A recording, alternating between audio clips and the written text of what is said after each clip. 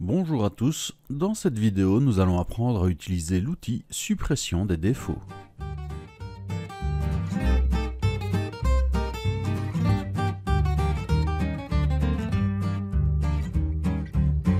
Vous constaterez souvent sur vos images des choses qui ne vous plaisent pas ou enlaidissent celles-ci.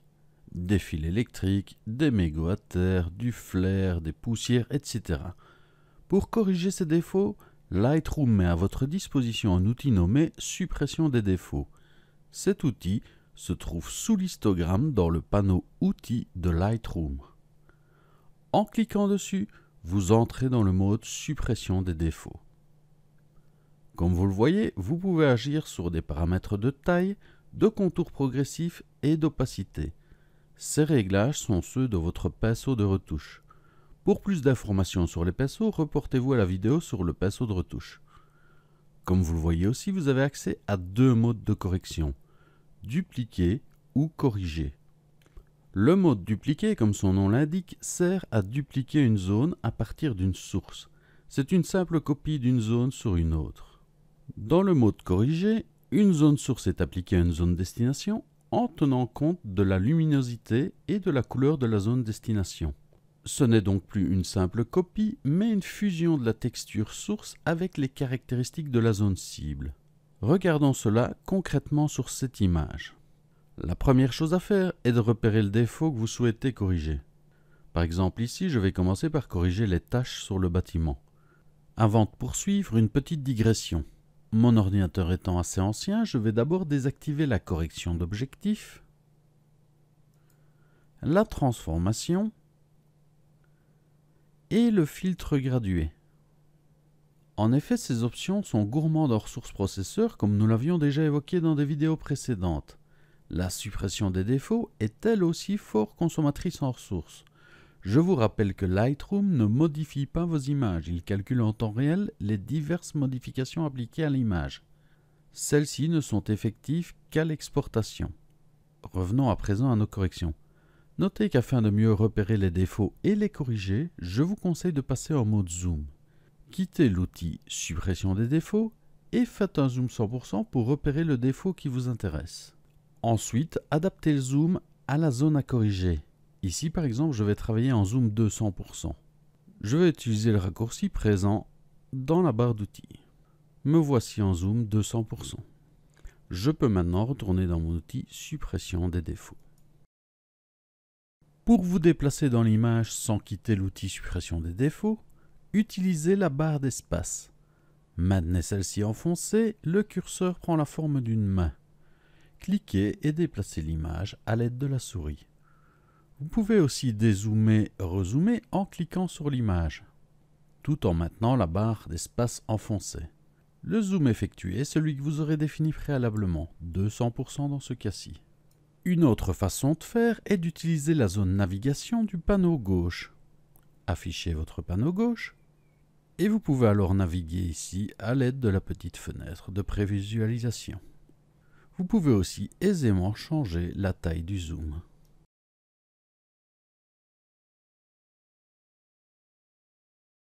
Une fois bien positionné et bien zoomé, il vous suffit d'adapter le diamètre de votre outil à la taille du défaut. Utilisez le curseur taille, ou encore la roulette de votre souris, ou encore les raccourcis clavier crochet gauche et crochet droit. Notez que sur les claviers AZERTY français, les crochets n'étant pas accessibles directement, vous devez utiliser les touches virgule et point virgule en lieu et place des touches crochet. Il suffit ensuite de cliquer sur le défaut à supprimer. Lightroom choisit alors la zone source. Si la zone choisie par Lightroom ne vous convient pas, vous pouvez simplement déplacer cette zone à l'aide de la souris ou encore demander à Lightroom de choisir une autre zone. Pour cela, utilisez le raccourci clavier / autant de fois que vous le souhaitez.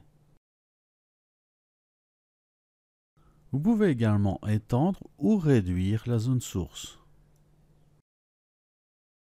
et passer du mode dupliquer au mode corriger simplement en cliquant ici. Réglez également la valeur du contour progressif afin de voir ce qui vous convient le mieux. Dans le cas présent, je préfère l'option dupliquer. Suivant la zone à corriger et les textures présentes, à vous de voir quel est le mode le plus adéquat, corriger ou dupliquer. Je peux valider en cliquant sur terminer.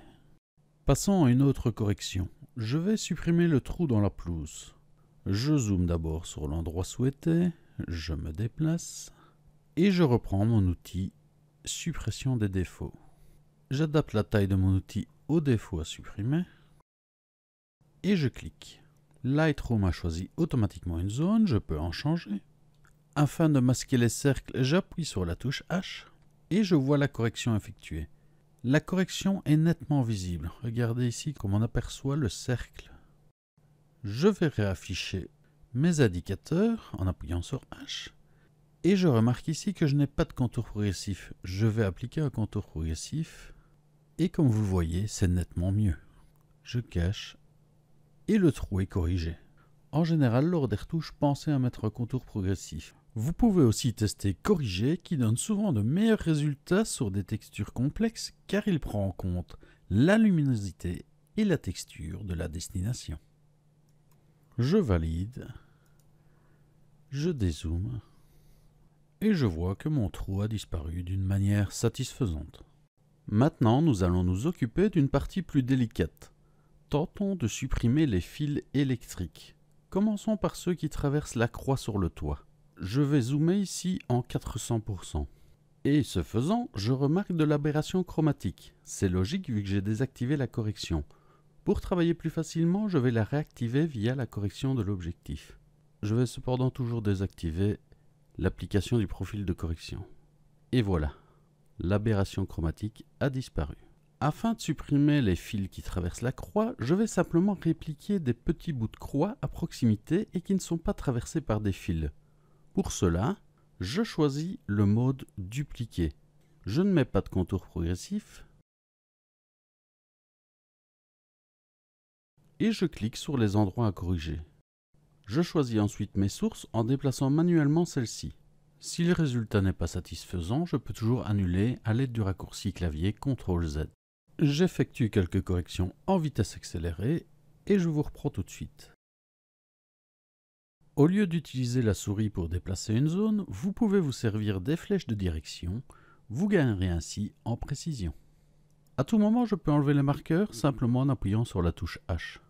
À cet endroit-ci, ça ne me plaît pas tellement.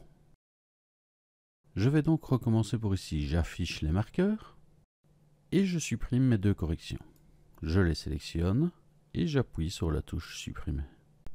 Il ne me reste plus qu'à recommencer pour cette partie de l'image. Voilà qui me paraît mieux. Même si vous voyez toujours un léger défaut ici, je vous rassure, à 100%, vous ne verrez plus rien. Je continue les petites corrections.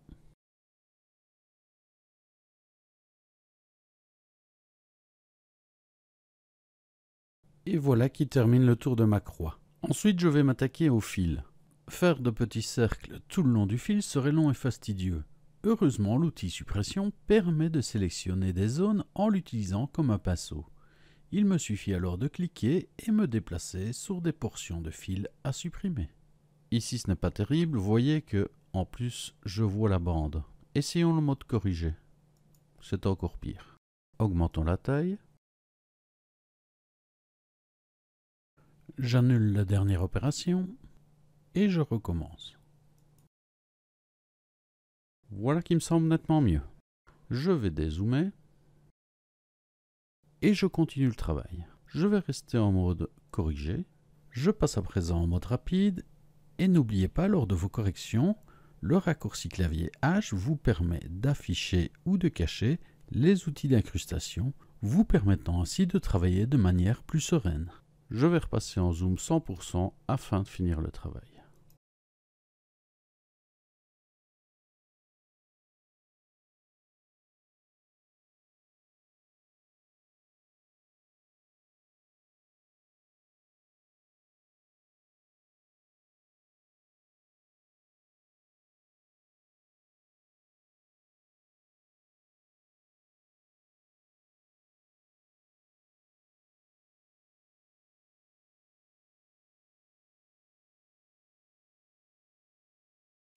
Voilà, comme vous pouvez le voir, ce n'est pas encore tout à fait net. Ici, je vois encore des fils, ici aussi.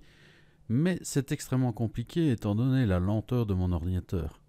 Vous devriez avoir plus facile que moi, vu que votre ordinateur devrait être plus récent que le mien. Cependant, vous voyez l'idée. Je vais quitter le mode suppression des défauts et je vais revenir en zoom normal. Et voilà, mes fils ont bien disparu. Au final, ce n'est qu'une question de patience et de bon choix dans les pinceaux. Corriger, dupliquer, contour progressif, oui ou non. Vous verrez, c'est assez simple. Passons à une autre image. Ici, je remarque de suite deux choses qui ne me plaisent pas sur l'image. Ici et là. Je zoome, je prends mon outil pinceau et je corrige. J'ajuste au besoin mes réglages et lorsque cela me semble correct, je passe au défaut suivant. Donc c'était ici vers le bas, voilà.